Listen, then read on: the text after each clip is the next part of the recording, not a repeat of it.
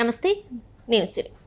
Professor K Nageswararao అయితే AP మాజీ ముఖ్యమంత్రి పులివెందుల ఎమ్మెల్యే ఎవరైతే జగన్ గారు ఉన్నారో తననైతే కొంత అంటే తన పరువు తీసేసినట్టే మాట్లాడడం జరిగింది. అది ఎందుకు మరి నాగేశ్వరరావు గారు ఇలా మాట్లాడారు ఏంటి అనే అంశాన్ని మనకు వివరించడానికి మనతో పాటు ఉన్నారు ప్రముఖ సీనియర్ జర్నలిస్ట్ జగదేవ్ గారు. నమస్కారం సార్. నమస్తే. సార్ ఇప్పుడు చూస్తుంటే ప్రొఫెసర్ నాగేశ్వర్ గారు మాజీ ముఖ్యమంత్రి ఇప్పుడు ప్రజెంట్ పులివెందుల ఎమ్మెల్యే గారిని ఒకంత కించపరిచి మాట్లాడారో లేకపోతే తక్కువ చేసి మాట్లాడినట్టు అనిపిస్తుంది. ఎందుకు మరి ఆయన సడన్గా జగన్ గారి గురించి అట్లా మాట్లాడారు ఏంటంటారు? నేను ఆ వీడియో చూసి అవాక్కయ్యాను. అంటే గడిచిన 5 ఏళ్ళలో ప్రొఫెసర్ నాగేశ్వర్ గారు జగన్మోహన్ రెడ్డి గారి గురించి అంటే ఆల్మోస్ట్ ఫేవర్గా మాట్లాడినట్టే చూశాను. ఎలక్షన్స్ ముందు కూడా మనం చూసాం చాలా అనేక వీడియోస్ మాట్లాడినట్టే చూశాను. బట్ ఇవాళ పరువు తీసేసారి కించపరచడం కాదు, కానీ ఎద్దేవా చేశారు ఒక విధంగా. అంటే ఎలా అంటే మీరు పవన్ కళ్యాణ్ ఒకప్పుడు అంటే మీరు అన్నట్టు వార్డు మెంబర్ కూడా కాదు, బట్ ఇప్పుడు డిప్యూటీ సీఎం కదా, గేమ్ చేంజర్ కదా, మ్యాన్ ఆఫ్ ది మ్యాచ్ కదా. మరి అంత ఆదరణ వచ్చింది కాబట్టి ఏదైతే ఇదే పవన్ కళ్యాణ్ గారు జగన్మోహన్ రెడ్డి గారు గుర్తుపెట్టుకోండి, అధపాతాలను తొక్కేస్తా, మీరు అసలు మీ పద్ధతులు బాగలేదు, మీరు పర్సనల్గా ఫ్యామిలీ అఫైర్స్ ఎత్తుతూ వ్యక్తిత్వ హననానికి పాల్పడుతున్నారు, ఖచ్చితంగా మిమ్మల్ని అధపాతాలను తొక్కేస్తా అని అన్నాడు ఆయన పవన్ కళ్యాణ్. అదే జరిగింది. సో పవన్ కళ్యాణ్ పేరెత్తడానికి కూడా ఇష్టపడని మాజీ ముఖ్యమంత్రి గారు మరి ఆయన గురించి మీడియా మిత్రులు అడిగేసరికి ఏదో ఒకటి చెప్పాలి కదా. బట్ ఆయన ప్రతిదీ చూసి చెప్తాడు కాబట్టి ఏం చెప్పాలో తెలియక అట్లా స్లిప్ అయ్యి ఉండొచ్చు. ఆయన కార్పొరేటర్కి ఎక్కువ, ఎమ్మెల్యేకి తక్కువ అని. ఎమ్మెల్యేకి తక్కువ వెలుగవుతాడు, ఎమ్మెల్యేగా గెలుచుకున్నాడుగా, బంపర్ మెజార్టీతో గెలిచాడుగా కదా, ఉప ముఖ్యమంత్రి అయ్యాడుగా, 5 శాఖలకి మంత్రి కూడా, 5 శాఖలకు మంత్రి కూడా కదా. ఏ పవన్ కళ్యాణ్ పేరెత్తడానికి మీకు కనీసం నచ్చేవారు కాదు. అదే పవన్ కళ్యాణ్ ఇప్పుడు ఉప ముఖ్యమంత్రి, అసెంబ్లీకి కూడా రానివ్వనన్నారు కదా. అసెంబ్లీ ఆయన ఒకవేళ ప్రభుత్వం గేటు కూడా తాకనివ్వనన్నారు. ఆయన కానీ ఒకవేళ కూటమి ప్రభుత్వంలో లేకపోతే ప్రతిపక్ష నాయకుడు ఆయనే.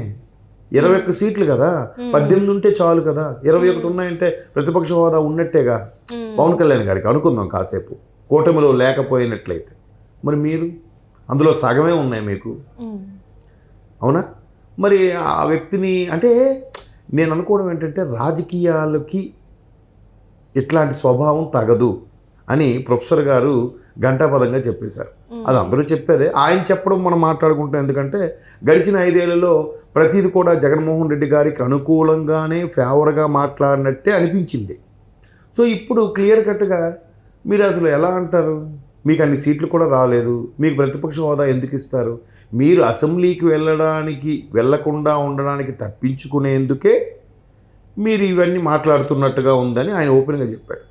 అంటే ఇక్కడ కొంతమంది చెప్పేది ఏంటంటే అంటే పెద్దవాళ్ళు అప్పటి టైంలో ఉన్న రాజకీయ విశ్లేషకులు చెప్పేది ఏంటంటే ఒకప్పుడు రాజకీయాలు ఇట్లా ఉండేటివి కాదు, అసెంబ్లీలో రాష్ట్రం గురించి చర్చించే వాళ్ళు తప్ప ఇలాంటివి జరిగేది కాదు, పర్సనల్ అటాక్స్ అస్సలు ఉండేటివి కాదు. ఒకవేళ పర్సనల్ అటాక్ చేస్తే సీనియర్ ఎన్టీఆర్ గారిని అసెంబ్లీలో ఇట్లనే పర్సనల్ అటాక్ చేస్తే అప్పుడున్న స్పీకర్ ఏకంగా సస్పెండ్ చేశారంట. సో అట్లాంటివి హెల్దీ ఇది ఇప్పుడు లేదు, అంతా చాలా వరకు పర్సనల్ అటాక్స్ ఎక్కువైపోయినాయి రాష్ట్రం కన్నా ఎక్కువ అని చెప్పేసి మాట్లాడుతున్నారు. మరి నిజంగానే అలాంటివి జరుగుతున్నాయి అనుకోవచ్చా? మరి ఇప్పుడు అవే జరిగాయి కదా, జరుగుతున్నాయి అనుకోవచ్చు. ఏంటి జరిగాయండి? ఇప్పుడు పవన్ కళ్యాణ్ అనే వ్యక్తి 2024 వరకు కూడా ఒక వార్డు మెంబర్ కూడా కాదు, అవును, ఒక పార్టీ అధినేత అంతే. ఆయన గెలుచుకున్న 2019లో ఒక్క సీటు కూడా వైసీపీలోకి వెళ్ళిపోయింది కదా.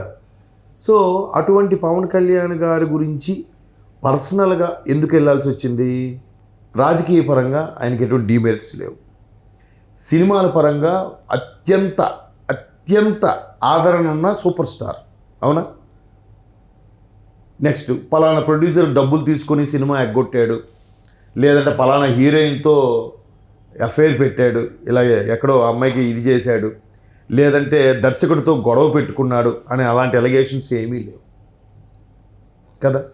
పోనీ ఈయన రాజకీయాల్లో ఉండి అన్నయ్య పార్టీ పెట్టినప్పుడు అప్పుడు కూడా అన్నయ్య పేరు వాడుకొని ఈయన పలానా స్కామ్ చేశాడు అనడానికి లేదు. ఇంకేమున్నాయి ఇందులో మైనస్లు? ఆ పెళ్ళిళ్ళు ఒకటి అది వ్యక్తిగతం కదా. అది కూడా వాళ్ళని మోసం చేసి చేసుకోవాలి, ఎవరికి వాళ్ళకి విడాకులు ఇచ్చేసి చేసుకున్నాడు. పోని మోసం చేశాడు అనుకుందాం. మొదటి భార్య ఎప్పుడైనా రోడ్డు ఎక్కిందా? రెండో భార్య రేణు దేశాయ్ గారు ఎప్పుడైనా రోడ్డు ఎక్కారా? పవన్ కళ్యాణ్ ఇలాంటి నీచుడు, ఆడపిల్లల్ని మోసం చేసే దుర్మార్గుడు మాకెంతది చేశాడు అని ఎప్పుడైనా చెప్పిందా? మరి ఇంకే ఎట్లా? ఇవేమీ లేవు కాబట్టి పర్సనల్గా వెళ్ళిపోవాలి అంతే. వాడి 3 పిల్లలు 4 పిల్లలు అల్లా హీరోయిన్ ఇదేదో పక్కన చూసినట్టు ఇలాగ మాట్లాడితేనే ఆయన చెప్పు చూపించాడు, ముందైతే చెప్పు చూపించలేదుగా. దీనికి పేరు నాని అనే మాజీ మంత్రి కూడా పవన్ కళ్యాణ్ అవాకులు చవాకులు పేలితే మంచిదిగా ఉండదు, నేను చూపిస్తా చెప్పు, నేను 2 చెప్పులు చూపిస్తా అన్నాడు. తిరిగి యాంకర్ అడిగిన ప్రశ్నకి మరి ఆయన చూపించాడు కాబట్టి నేను చూపించాను, ఆయన ఎందుకు చూపించాడు అది చెప్పండి, అది చెప్పరే. ఎన్నో ఆడుకున్నారండి. ఆయన రోడ్డు వైజాగ్ వెళ్తే హౌస్ అరెస్ట్ చేశారు, పిఠాపురం వెళ్తే హౌస్ అరెస్ట్ చేశారు, చంద్రబాబు నాయుడు గారు అరెస్ట్ కోసం వెళ్తుంటే రోడ్డు మీద ఆయనకు ఆపేశారు, ఆయన పర్సనల్ లైఫ్ అబ్యూజ్ చేశారు. ఒకటి కాదు, ఆయన సినిమాకి 10 రూపాయల టికెట్ పెట్టారు. ఇన్ని చేసి చంద్రబాబు నాయుడు గారిని, లోకేష్ గారి తల్లిని సభాముఖంగా అవమానించి ఇన్ని చేసి ఇప్పుడు అసెంబ్లీకి ఎందుకు వెళ్ళట్లేదో తెలుసా? ప్రొఫెసర్ నాగేశ్వర గారు చెప్పడం ఏంటండి, సగటు ఓటరుగా సగటు ప్రేక్షకుడిగా నేనే చెప్తున్నా. ఇవన్నీ చేసినాక ఈయన ఏ ధైర్యంతో వెళ్తాడు? ధైర్యం సరిపోవట్లే. ఇప్పుడు ధైర్యం సరిపోకనే, లేకపోతే మళ్ళీ అటాక్స్ ఉంటాయి కాబట్టి మొహం చూపించేది లేకుండా. నేను చాలా సందర్భాల్లో ఎగ్జాంపుల్ చెప్పాను, మళ్ళీ చెప్తున్నా మీకు. నేను మీ ఇంటికి వచ్చా, మీరు నాకు అవమానపరిచారు, మంచినీరు ఇవ్వలే, కనీసం కూర్చోమని చెప్పలే. రేపు మిమ్మల్ని మా ఇంటికి రమ్మన్నాను, మీరు రాగలరా నా ఇంటికి? ఎందుకు రాలేరు? మీరు అవమానం చేశారు కాబట్టి అది అమ్మో వీడికి చాలా అవమానం చేశాను, వీడింటికి వెళ్తే తొక్క తీసేస్తాడు, అమ్మో వెళ్ళకూడదురా అనుకుంటారు తప్ప నాకు అవమానం చేసినా పర్లేదు వచ్చే ధైర్యం మీకు ఎందుకు లేదు? మీరు నాకు అవమానం చేశారు కాబట్టి. స్పీకర్ గారు అయ్యన్న పాత్రుడు గారు చెప్తున్నారు, ఏదైనా కూడా మేమైతే ఆ గౌరవం ఇస్తాము. మొన్న చెప్పారు కదా అమ్మా. ఇంకోటి దీనికి ఎగ్జాంపుల్ కూడా చెప్తా. అయ్యన్న పాత్రుడు గారు స్పీకర్ గారు చెప్పిన గౌరవం ఆల్రెడీ జగన్మోహన్ రెడ్డి గారికి దక్కింది, అది ఆయనకు గుర్తులేదు అంటే భయం. మీకు అర్థమవుతుందా?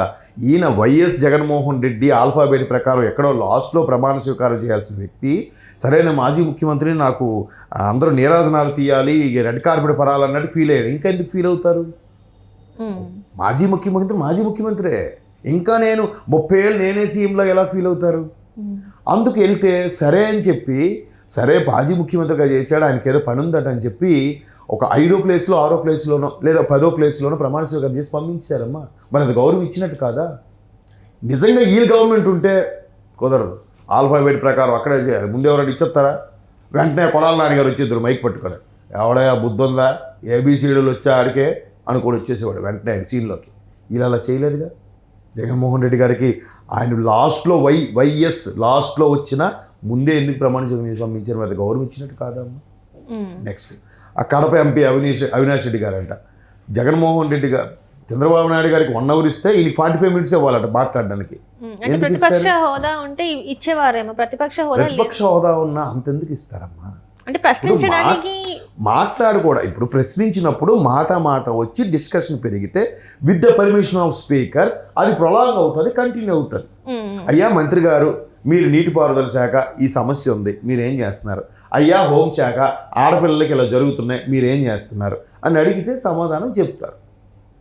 నువ్వు ప్రభుత్వంలో లేవు కదా, నీకెందుకు అంతసేపు? నువ్వు ప్రశ్న వేసినాడు. ఇప్పుడు మీరున్నారమ్మా, నేను ఎక్కువసేపు మాట్లాడుతూ మీరు ఎక్కువ మాట్లాడు, మీరు క్వశ్చన్ అడుగుతున్నారు కదా, నా క్వశ్చన్కి వివరణ నేను ఇస్తున్నాను కదా. మీరు ఎక్కువసేపు, మీకు ఎక్కువ టైం కావాలా, నాకు ఎక్కువ టైం కావాలా? నాకే కదా. ఎప్పుడైనా క్వశ్చన్ సింగిల్ లైనే, పారాగ్రాఫ్ ఎస్ఏ రైటింగ్ మాత్రం ఓ 2 పేజీలు వస్తుంది. ఇక్కడ సమాధానం బాధ్యతగా అకౌంటబిలిటీ ఉన్న వాళ్ళు ఎవరు? ప్రభుత్వ పక్షం వాళ్ళు. ప్రభుత్వం వాళ్ళకి 1 అవర్ ఇస్తారు కానీ మీకెందుకు ఇస్తారమ్మా? చిన్న లాజిక్ కదమ్మా. ఆ లాజిక్ ప్రొఫెసర్ గారు చెప్పారు. మీకు అసలు మీరు రాజకీయాల్లో మీలో వారవలేనితనం, అడ్జస్ట్ అయ్యేతనం, స్పోర్టివ్నెస్ లేవు. అవి లేకపోతే రాజకీయాలకు పనికిరారని నన్ను క్లియర్గా చెప్పాడు. అవి వెళ్ళాలి. ఏమ్మా ఇదే చంద్రబాబు నాయుడు గారు 3-4 సార్లు ప్రతిపక్షంలో కూర్చోలేదా అమ్మా? రాజశేఖర రెడ్డి గారు కూర్చోలేదా అమ్మా? పెద్ద మేధావులు మహానుభావులు కూర్చోలేదా తల్లి? మరి ఏమిటమ్మా వెళ్ళడానికి భయము? ఇప్పుడు నిజంగా ప్రజల పక్షాన పోరాడాలంటే వెళ్ళు, వెళ్ళి ఎలా చెప్పాలి? మైక్ ఎవరు? నేను ఎన్నిసార్లు చేయెత్తాను, మీరు కావాలంటే రికార్డ్స్లో చూసుకోండి, నాకు మైక్ ఇవ్వట్లేదు, ప్రజలారా మీరే అని చెప్పొచ్చు కదా.